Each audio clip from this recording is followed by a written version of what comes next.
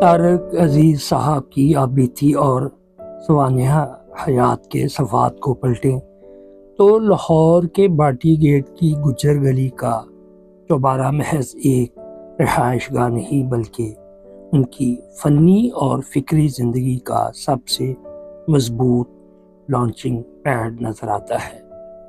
طارق عزیز نے خود اپنی تحریروں اور انٹرویوز میں اس دور کا ذکر جس انداز میں کیا وہ ان کی بائیوگرافی کا ایک انتہائی جذباتی حصہ ہے۔ ان کی بائیوگرافی کے تناظر میں گجر گلی کی اس داستان کے اہم خد و خال یہ ہیں۔ طارق عزیز ساہیوال سے اپنے بھاری برگم خواب اور کڑک دار آواز لے کر لاہور اسٹیشن پر اترے تو ان کی جیب خالی تھی۔ اس دور میں لاہور کا باٹی گیٹ سستے چوباروں اور کمروں کے لیے مشہور تھا، لیکن اس سے بڑھ کر یہ ادیبوں، شاعروں اور دانشوروں کا مرکز تھا۔ طارق عزیز نے گجر گلی کے ایک چوبارے کو ٹھکانہ بنایا جہاں بعد میں پروفیسر مہندی حسن ان کے روم میٹ بنے۔ طارق عزیز کی بائیوگرافی بتاتی ہے کہ وہ بلا کے خوددار انسان تھے۔ گجر گلی کے اس دور میں وہ اکثر فاقوں پر ہوتے تھے، لیکن ان کی استری شدہ قمیض، چمکتے جوتے اور سلیقے سے بنے بال دیکھ کر کوئی اندازہ نہیں لگا سکتا تھا کہ یہ نوجوان کتنا مجبور ہے۔ لکڑی کی سیڑھیوں کا واقعہ، یہ ان کی زندگی کا وہ کلاسک منظر ہے جو غربت کی انتہا کو دکھاتا ہے۔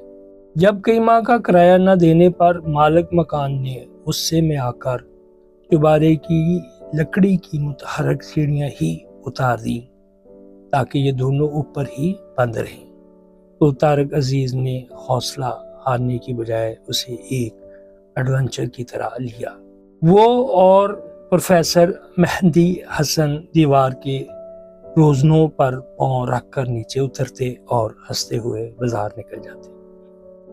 گجر گلی کی اس چھت کے نیچے بیٹھ کر طارق عزیز صاحب رات گئے تک اپنے تلفظ اور آواز کے اتار چڑھاؤ اور شاعری کے انتخاب کی مشق کرتے تھے۔ اسی چوبارے سے وہ روز پیدل چل کر ریڈیو پاکستان لاہور، جو اس وقت شملہ پہاڑی کے قریب تھا، جایا کرتے تھے تاکہ انہیں صداکاری کا کوئی موقع مل سکے۔ جب انہیں ریڈیو پر پہلا بریک ملا تو اس کی خوشی کا جشن بھی اسی گجر گلی کے تھڑوں پر دوستوں کو چائے پلا کر منایا گیا تھا۔ طارق عزیز اکثر کہا کرتے تھے کہ اگر وہ باٹی گیٹ کی گجر گلی میں نہ رہے ہوتے تو شاید کبھی نیلام گر طارق عزیز شو نہ بنا پاتے۔ باٹی گیٹ کی گلیوں نے انہیں عوام سے جڑنا سکھایا۔ وہاں کے دکانداروں، پہلوانوں، تانگے والوں اور عام شہریوں کے لہجے اور نفسیات کو انہوں نے اسی گلی میں رہ کر اتنے قریب سے سمجھا کہ جب وہ بعد میں پی ٹی وی کی اسکرین پر آئے تو پورا پاکستان ان کی آواز کے پیچھے دیوانہ ہو گیا۔ ان کی سوانح حیات کا یہ حصہ بہت خوبصورت ہے کہ گجر گلی کا وہ کمرہ صرف تو غریب نوجوانوں کا مسکن نہیں تھا بلکہ وہ ایک فکری بیٹھک تھی۔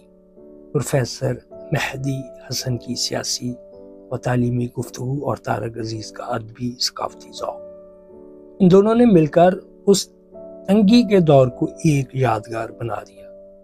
طارق عزیز کی بائیوگرافی کا یہ باٹی گیٹ چیپٹر ثابت کرتا ہے کہ عزم صمیم ہو تو گجر گلی کی اتاری گئی لکڑی کی سیڑھیاں بھی آپ کو شہرت کے آسمان پر پہنچنے سے نہیں روک سکتی۔